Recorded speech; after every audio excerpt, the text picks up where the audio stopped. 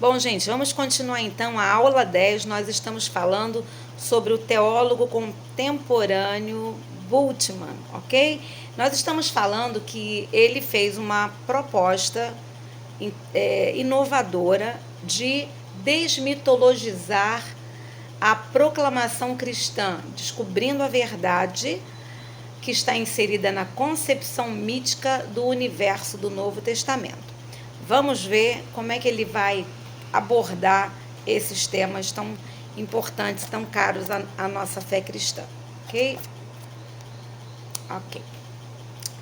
Bem, essa preocupação de Bultmann não era a eliminação dos mitos, pelo contrário, ele procurava reinterpretar a linguagem mitológica da Bíblia. Numa concepção mística, passando do universo, né, pelo iluminismo, a gente vai ver aí uma quebra dessa visão de crer no sobrenatural, de crer no milagre, de crer naquilo que não se explica, ok? Então, é bem por aí. O sentido do mito não é proporcionar uma concepção objetiva do universo. Vai prestando atenção sobre objetivo e subjetivo. Essas duas palavrinhas precisam ser compreendidas para a gente entender o caminho que ele vai traçar, ok? Então, ao contrário, nele se expressa como o ser humano se compreende em seu mundo.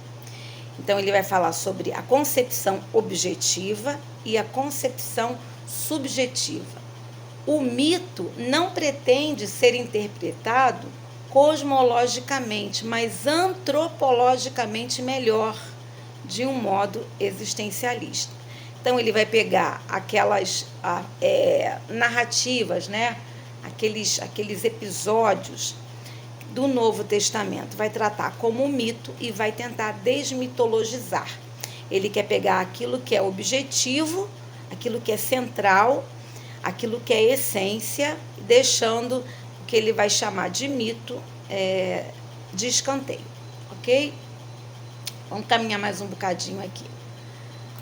O alvo que ele tem de interpretar os mitos bíblicos entre aspas, é ressaltar a natureza da fé. E nessa ênfase da fé, segundo ele, se mantém firme nas tradições de Paulo e Lutero. Então, ele não se desvia da essência, mas ele joga fora muita coisa importante do texto bíblico, ok? Então, uma parte importante da interpretação de Bultmann é o seu modo de entender a história. E aqui eu preciso dizer que na língua alemã há duas palavras para a história. Bom, para nós aqui no Brasil, antigamente também havia. Eu acho que essa regra gramatical já não existe mais. Mas havia história com E e história com H. Vocês lembram disso? A história com E eram acontecimentos que a gente contava que não existiram, né?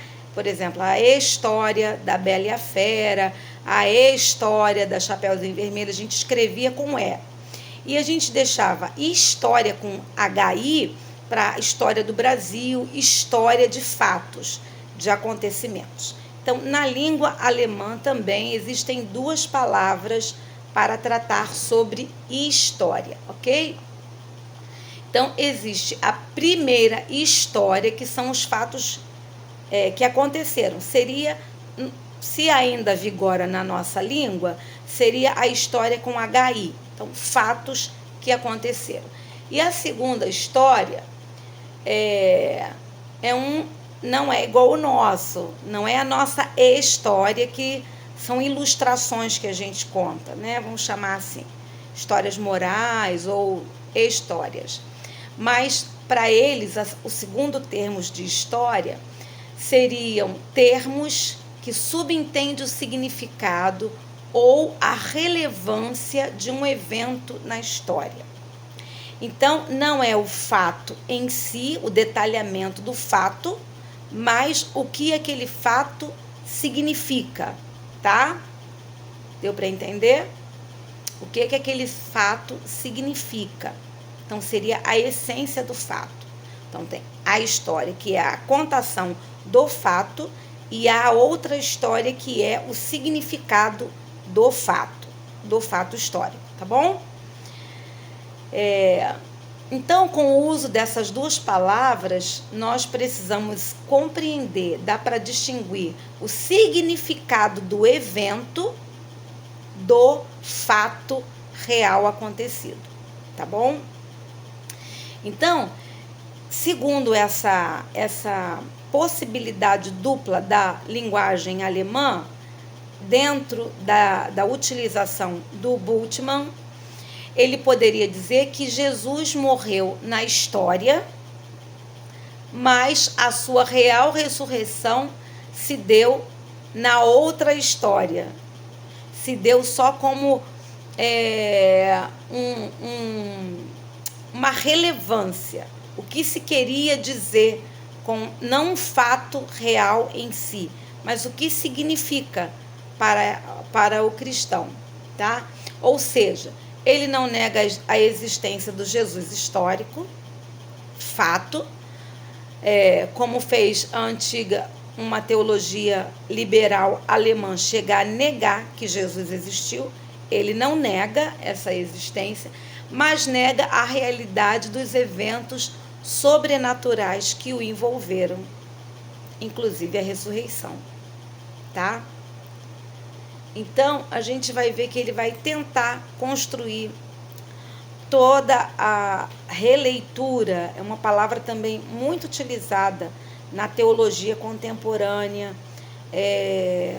na teologia latino-americana. Essa palavra releitura significa que eles vão utilizar o método histórico crítico, tá?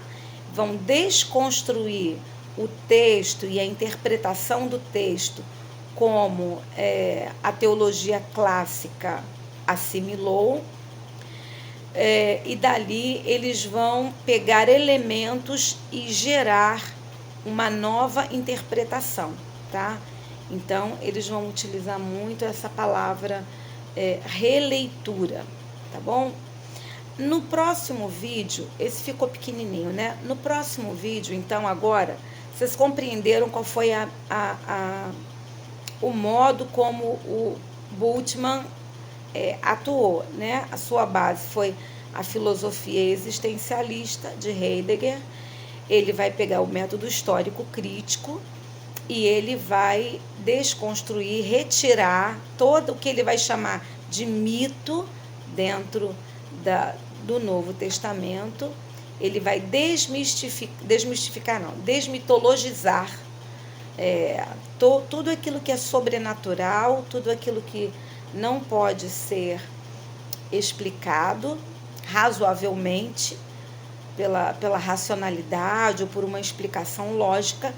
Ele vai retirar isso e vai tentar manter a mensagem principal do Evangelho e da salvação, ok?